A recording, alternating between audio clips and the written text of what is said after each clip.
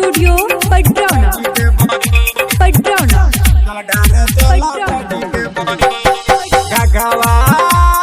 गगावा से कांवर लतु पिन जडारे चल भौजी के बहिन जडारे चल भौजी के बहिन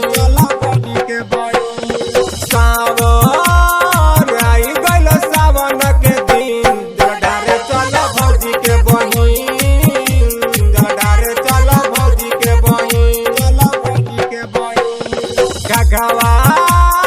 गगावा से कांवर लतु पिन जडारे चल भौजी के बहिन जडारे चल भौजी के बहिन। Presented by BMF Recording Studio Padrauna. भौजी के बहिन जडारे चल भौजी के बहिन। प्रेम से बोली बाबा बैजूनाथ की। जडारे चल भौजी के बहिन। सजल बाटेवा घर नगरी की भीड़ बाटे डगरी तू चली ह संभारी के महिमा महान बाटे सुन सचे कहतानी बाबा त्रिपुरारी के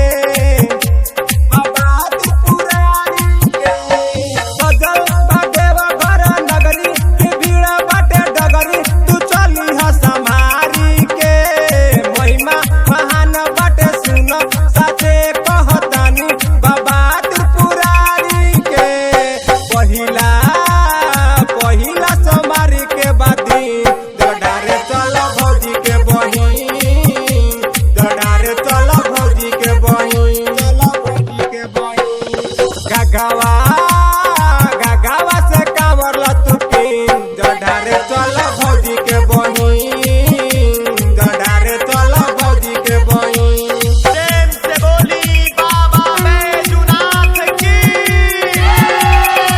Presented by BMF Recording Studio Padrauna.